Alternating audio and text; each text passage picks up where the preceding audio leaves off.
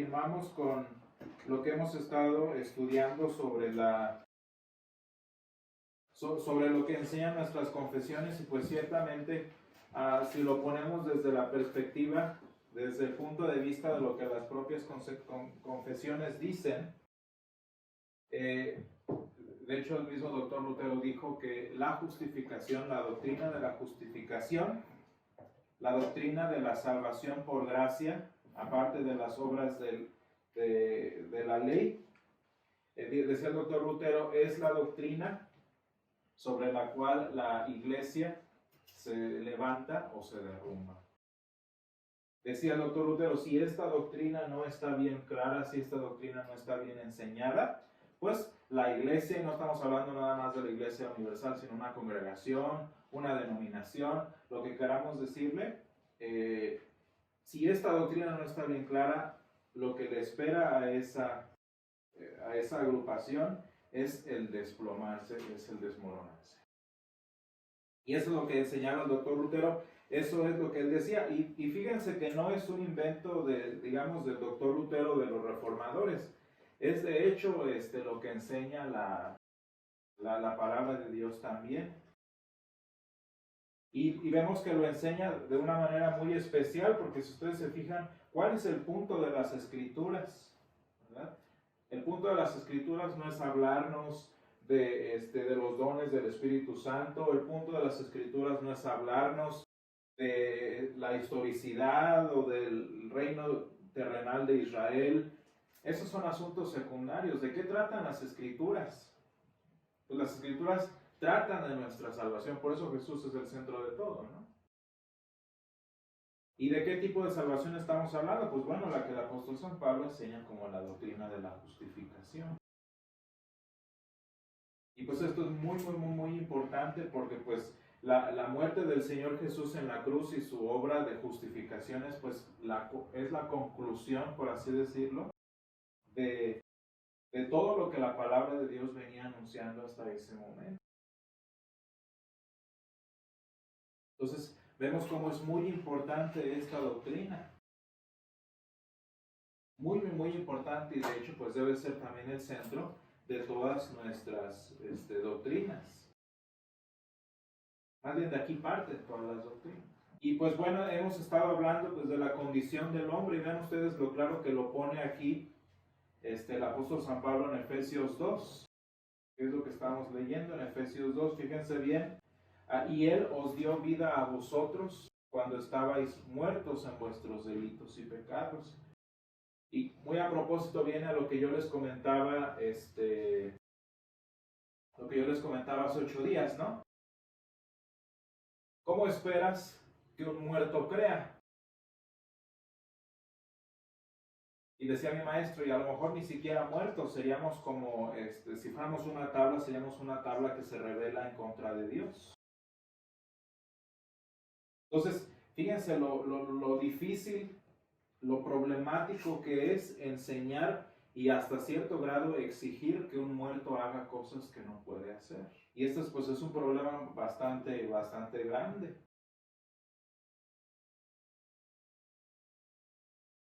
Pónganle que además de que porque contradice la palabra de Dios, también le da falsas esperanzas al individuo.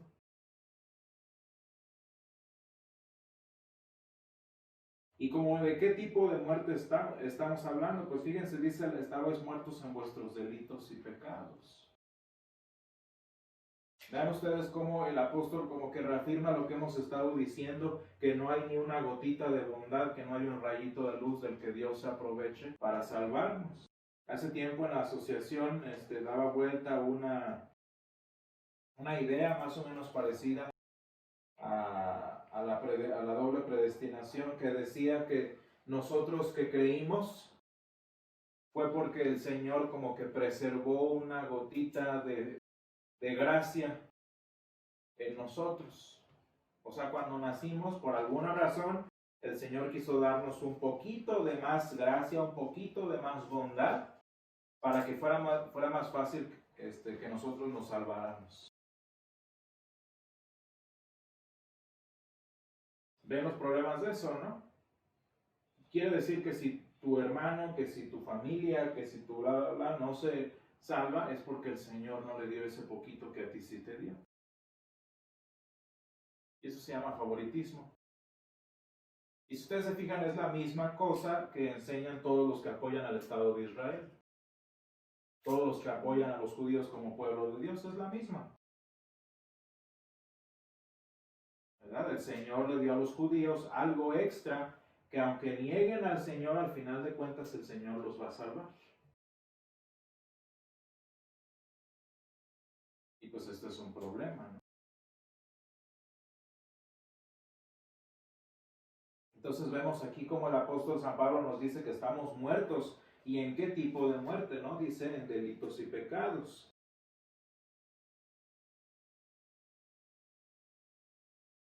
Y dice, en los cuales anduvisteis en otro tiempo. Y esta frase es importante, ¿no?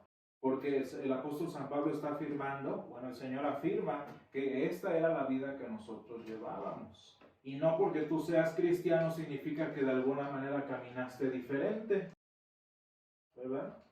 O que tus pasos fueron mejores, o que tus pasos fueron más acertados.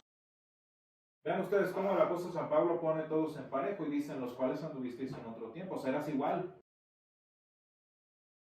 No había nada bueno en ti, no había ni un rayito de esperanza, no había ni una luz interior, o todas esas cosas que un corazón que te aconsejara, no. Entonces ustedes recuerden todas esas frasecitas, escucha tu corazón, él te dirá y todo eso. Bueno, esos asumen, ¿no? Asumen que hay un poquito de bondad dentro de nosotros, y no es cierto. Yo les explicaba a mis alumnos cuando hablábamos de esto. Ay, es que, me decía uno, es que no todos somos Hitler. Y le decía, a la persona más buena que conozcas, dale dinero, poder y autoridad. Y se acabó. Le digo, si así sin nada, mira cómo eres, haces trampa, robas, no sé, engañas o lo que tú quieras. Ahora imagínate con dinero, poder y autoridad, pues no.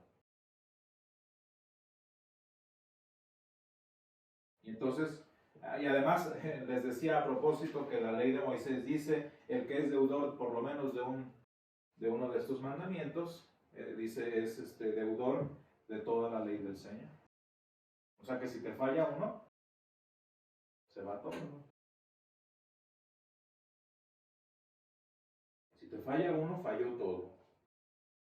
Y dice, conforme a quién, y hablábamos, ¿verdad?, de nuestra semejanza. Entonces, en nuestra carne, entonces en nuestros delitos, ¿a quién somos semejantes? ¿Qué le pasó a nuestra semejanza? Pues de ser hechos a la imagen y semejanza del Señor, pues ahora somos semejantes ¿a quién? Siguiendo la corriente de este mundo, conforme al príncipe de la potestad del aire, el espíritu que ahora opera en los hijos de desobediencia. ¿De quién estamos hablando? Pues de Satanás, ¿no? Vean cómo menciona la palabra espíritu, pues todo lo que Satanás enseña, todas las doctrinas de Satanás, ¿no? Y no crean que nada más los cristianos tenemos doctrinas. Todos nosotros, sin conocer al Señor, estamos llenos de doctrinas. Una de las tantas doctrinas es que yo soy una buena persona. Y ese es un dogma que nosotros tenemos bien taladrado en la cabeza. La gente que no es religiosa, según ellos, dice, no, yo no tengo dogmas, no, yo no tengo creencias. Sí, es cierto, las tienes, esa es una creencia. Ese es un dogma que tú crees ciegamente. Es que la iglesia es para ignorantes y todo eso, porque ellos creen que esto y lo otro vale. La respuesta sería tú igual, nada más que tus dogmas y tu Dios y tu religión es diferente, pero es la misma. Nosotros creemos en cosas absurdas como Jesús, como Dios y todo eso, y tú crees en cosas absurdas como que eres una buena persona. Como que así como estás bien, y como que al final de tu vida así vas a seguir.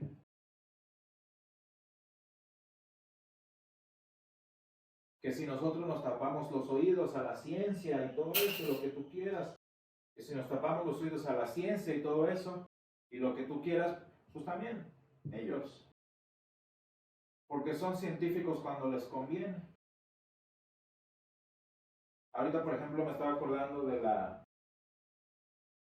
de la situación del coronavirus, ¿no? Toda la gente sabe, los que están muy, los que no, sin ser científicos, se sienten muy científicos, todo el mundo creyendo de que no, yo sé qué es esto y se transmite así, ya está, ya está. Muy científico su razonamiento, ¿no? Pero bien aterrorizados. La ciencia da hechos. El terror, el miedo nuestro viene de nuestras creencias. Entonces da la misma. Viene de nuestras inseguridades, viene de nuestras religiones que practicamos en el corazón y todo eso. De ahí que la gente es científica, pero en el momento en el que empiezan a tenerle terror a esto, en el momento en el que aparece miedo a esto, quiere decir que ya no están funcionando únicamente con base en la ciencia, sino ahora con base en sus prejuicios y creencias personales. Esas son doctrinas que Satanás enseña, ¿no? Esos son principios que todos tienen.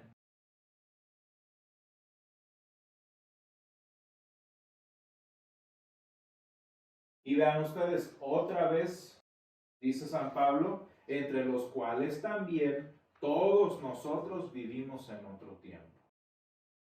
O sea, que no te sientas especial, no te sientas que eres diferente y por haber sido diferente, ¿cómo podríamos decir? Por haber sido diferente ya el Señor te vio, dice, ay, mira esta persona, qué especial es. Ay, mira este ser humano, qué destacado es, lo voy a salvar. No.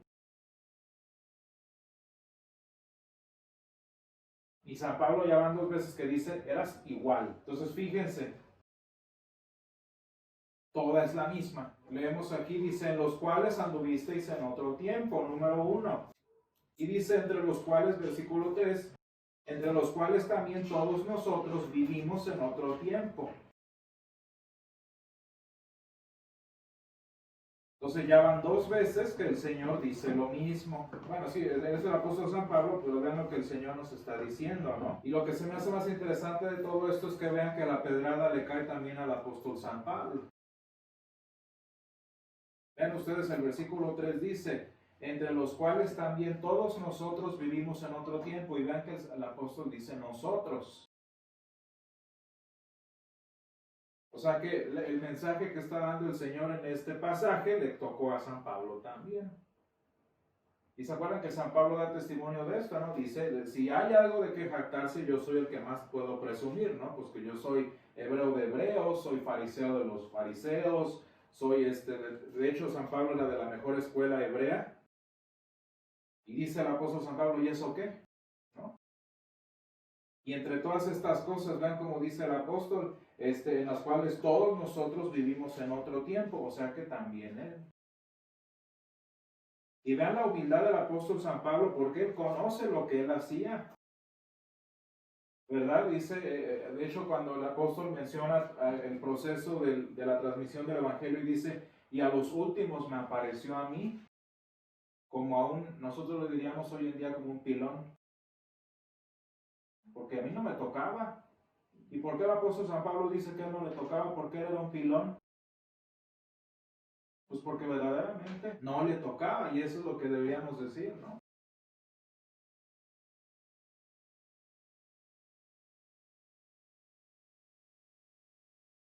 Dice, entre los cuales también todos nosotros vivimos en otro tiempo en los deseos de nuestra carne, haciendo, fíjense bien, la voluntad de la carne y de los pensamientos.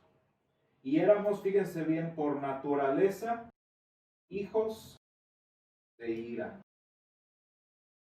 Lo mismo que los demás. Y esa palabra, esa frasecita del final es la que concluye todo lo que hemos estado diciendo, ¿no? Lo mismo que los demás.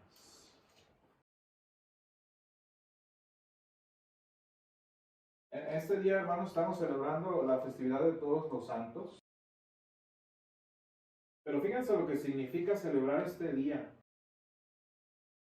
Celebrar la festividad de todos los santos, hermanos, no significa, ay, mira qué buena persona fue tal persona. No, es que este santo fue una persona que se destacó tanto. Porque entonces, ¿de qué estamos hablando? Es unas carreritas, ¿no? De ver quién es el mejor. A ver quién fue el santo más santo de todos los santos, ¿no? Y luego ya terminamos con una pirámide en el cielo, como las que aquí nuestros aztecas tenían pirámides. Nosotros los cristianos mexicanos ya también tenemos pirámides en el cielo. Porque esa es la conclusión, ¿no?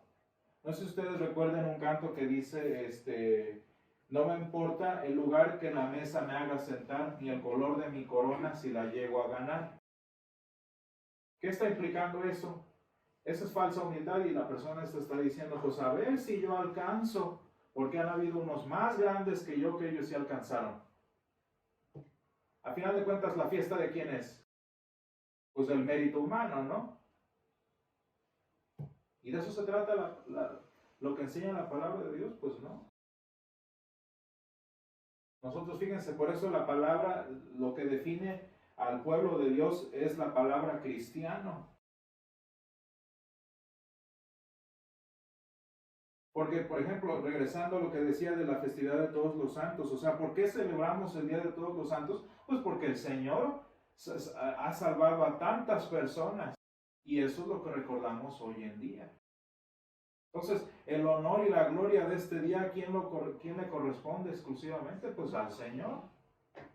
Y hoy exclusivamente recordamos que el Señor fue tan amoroso y tan misericordioso como para salvar a todos los santos de la historia.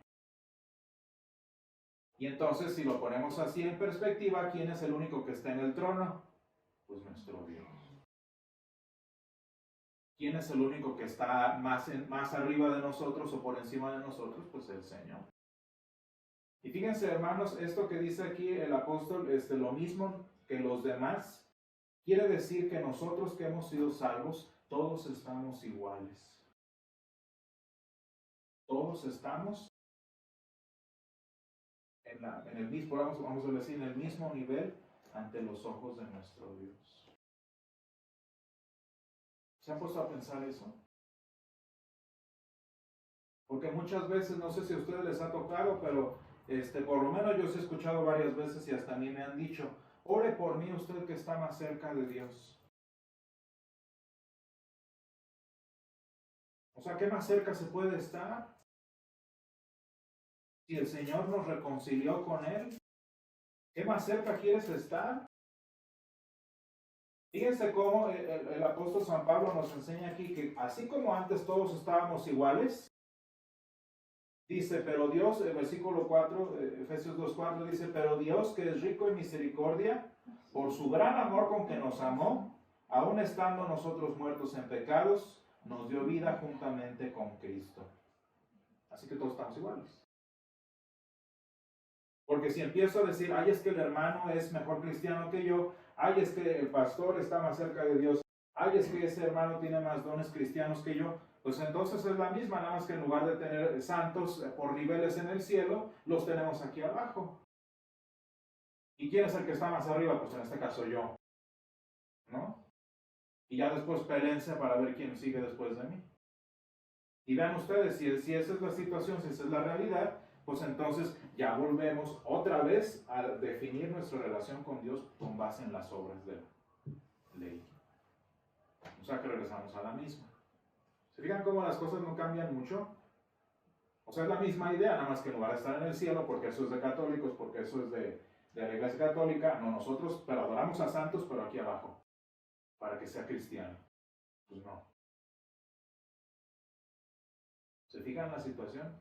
El punto es que como le quieras poner, como le quieras decir, da la misma.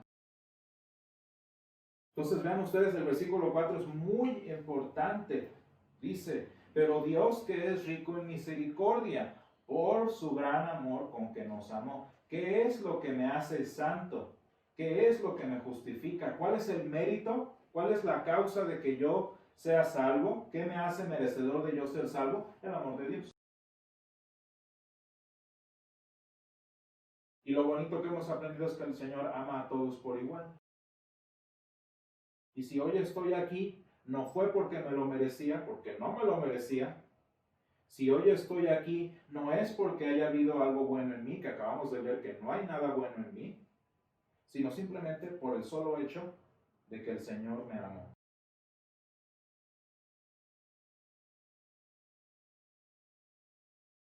El Señor me ama. Y vean ustedes cómo el Señor ama parejo.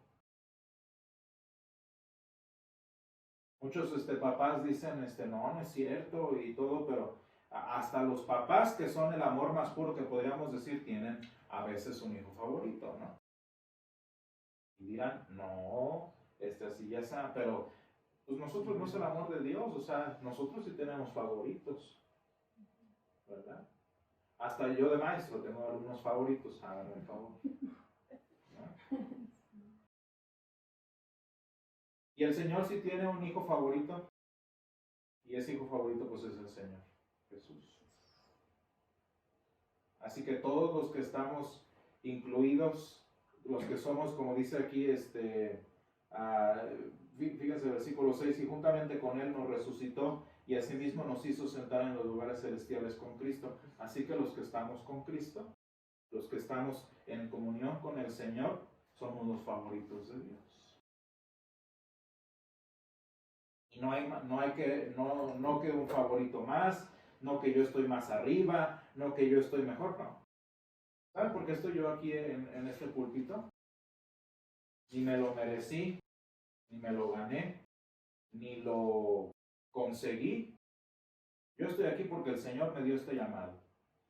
Se acabó. Y este llamado de predicar la palabra es muy importante, es muy valioso, etcétera, etcétera, pero simplemente es un llamado diferente, al igual que hay muchos otros ministerios que son diferentes. Mi ministerio es estar enfrente. Se acabó. Pero ni me pone como favorito de Dios, ni me pone por arriba de ustedes. Simplemente mi ministerio es diferente. El ministerio de la música que nosotros tenemos aquí también. Si no, imagínense quién está más arriba, Pati, tú o yo, como presidente. Y entonces, pues imagínense el que no tenga ningún ministerio, pues no, está hasta abajo de la cadena alimenticia, ¿no? Y esto es lo bonito entonces que nosotros podemos aprender y percibir de este pasaje tan importante. ¿Saben por qué, hermanos? Bueno, esto lo vemos ya, estoy hablando de la relación que tenemos unos con otros. ¿Saben por qué? Porque cuando empezamos a ver niveles entre cristianos, cuando empezamos a ver escalones o cosas así, ¿saben también qué sucede? Algo que nosotros hemos visto muy de cerca, o por lo menos sabido de cerca, que por ejemplo cosas ya sin relacionarse con el pueblo de Dios, el hombre está por encima de la mujer.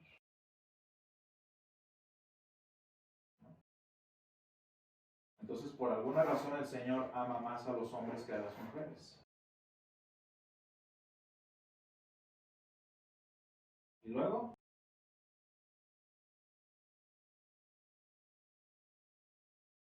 ¿saben quién enseña eso? Y explícitamente, o sea, no por conclusión, sino explícitamente, el Islam. Los musulmanes enseñan eso. Y nada más porque el esposo es hombre, las mujeres, por ejemplo, en el Islam no pueden entrar al ala central de la mezquita. ¿Por qué no? Porque Alá favorece a los hombres. Y de hecho, si eres hombre musulmán y eres hombre fiel y todo eso, pues Alá te va a recompensar en el cielo con tu propio harén de mujeres. Eso también dicen los mormones a propósito. Y si eres mujer, pues no, te va a meter, Alá te va a poner en el mejor harén en el que pudiste haber estado. Digo, eso me lo estoy inventando yo, porque el Corán ni siquiera dice eso. ¿Verdad? Y luego nos enojamos por la cuestión racial. ¿Qué espera uno? Si hemos estado creyendo en estos niveles, en estas, de que yo soy mejor que tú, pues oigan, con razón salió la cuestión racial, ¿no?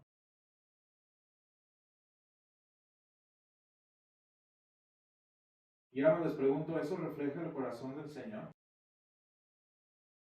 ¿Se fijan cómo la palabra de Dios dice que el Señor murió por todos? El apóstol San Pablo acaba de decir que todos somos iguales. Eso lo dice el apóstol, ¿no?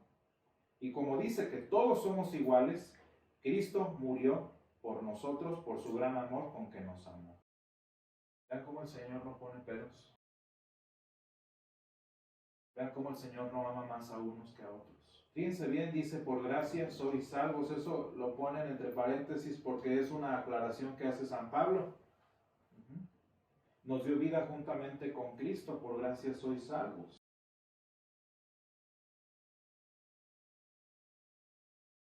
Y si nos brincamos hasta el versículo 8, dice, porque por gracia sois salvos por medio de la fe, y esto no de vosotros, pues es don de Dios.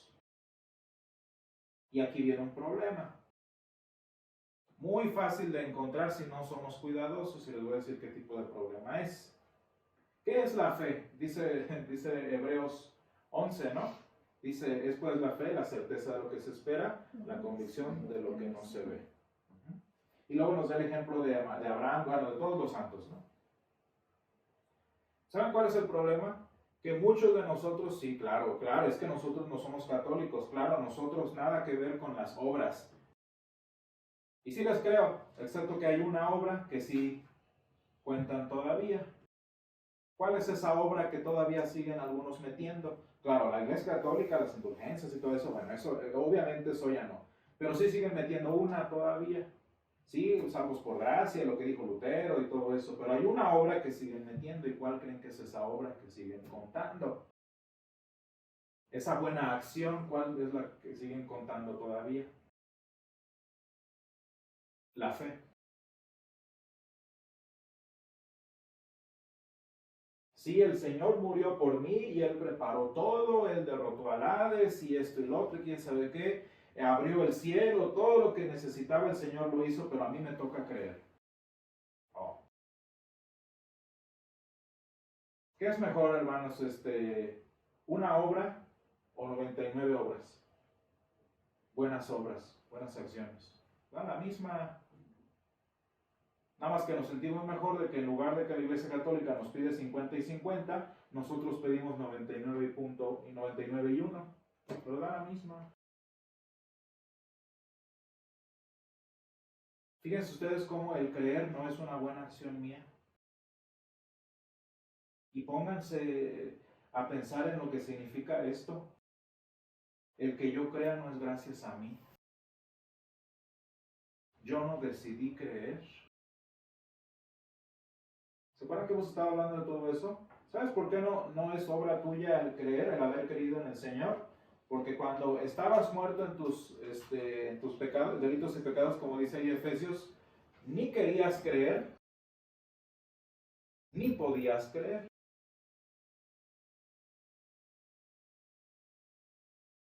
Volviendo a lo de los santos, ¿no? ¿Se acuerdan que estamos hablando del altar de muertos a Lutero, ¿no? Bueno, si le ponemos escaloncitos a Lutero en su altar por las buenas cosas que hizo, pues como cuántos escalones les pondrían? Pues unos 5, ¿no? Algo así. 10 no, porque tampoco es Pablo, ¿no? El asunto es que luego nosotros, cuando yo me muera, o ahorita mismo de hecho, ¿cuántos escalones me voy a poner a mí mismo? Pues por lo menos uno te mereces, que es el que hayas creído. Y luego, ¿qué es? O sea, yo les digo, no da lo mismo poner un altar de muertos con un escalón o con 10 escalones, al final de cuentas es un altar de muertos, ¿sí o no? Nada más que nos sentimos nosotros mejor porque no, es que nuestros altares son más chiquitos y humildes. A la misma.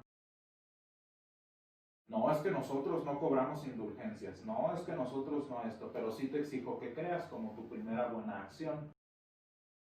Y sí, Jesús pagó por casi todo, pero tú tienes que pagar todavía eso de creer en Jesús. No. Entonces mejor yo lo pago, ¿no? O me endrogo.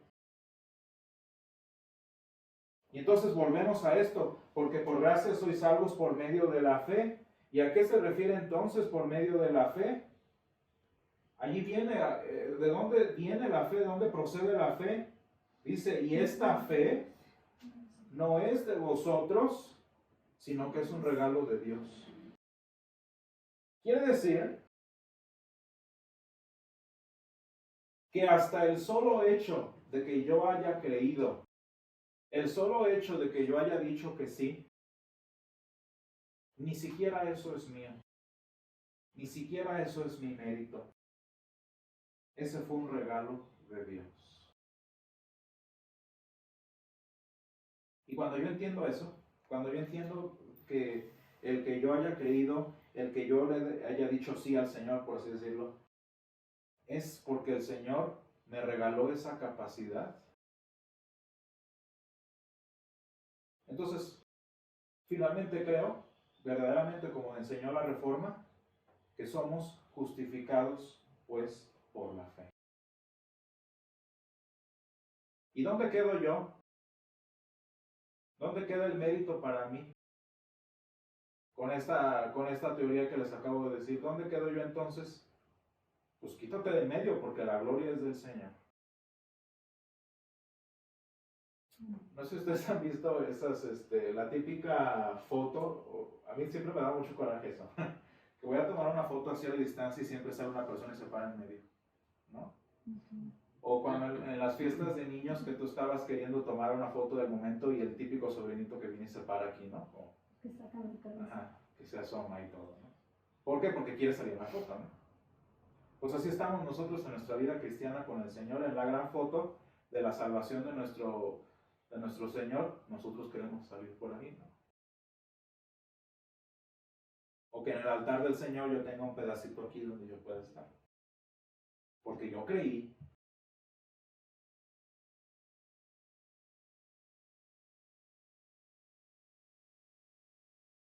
Entonces cuando entendemos que somos salvos por gracia, como dice el versículo 4, por la misericordia del Señor, por su amor, pues entonces ya no quepo yo en la imagen, ya no quepo yo en la foto. Y eso es una parte. La segunda parte tan importante como esta es que no sé si te has puesto a pensar en lo que significa que tu salvación sea independiente a ti. Ya nada más les preguntaría, imagínense que les doy, por ejemplo, esta Biblia que tengo aquí, tiene 300 años, y se las doy.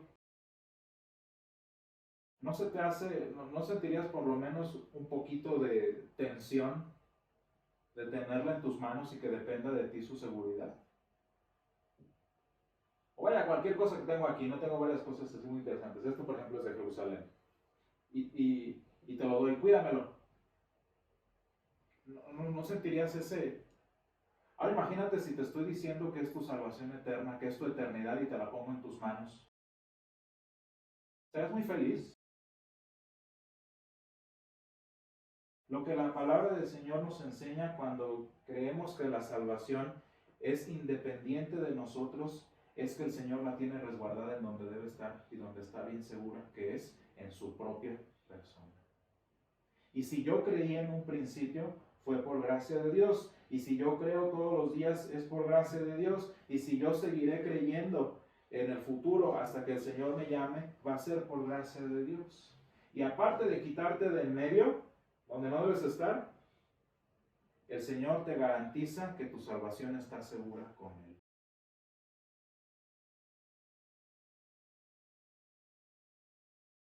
¿Por qué creen que el Señor Jesús dice, venid a mí todos los que estáis trabajados y cargados, y yo os haré descansar? Pues es esto.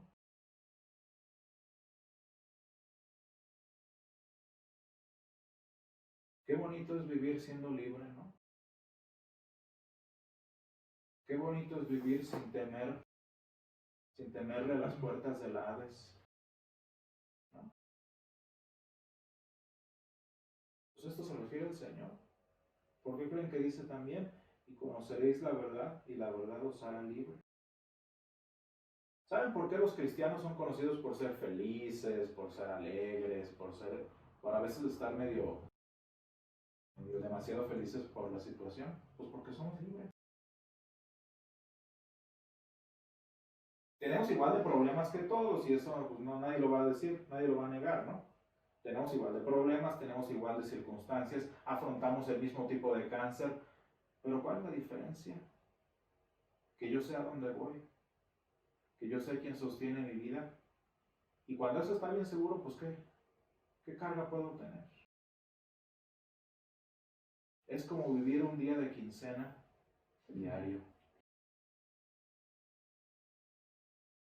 Y pues con razón son felices los cristianos, ¿no? Pues porque siempre nuestra salvación está segura en el Señor.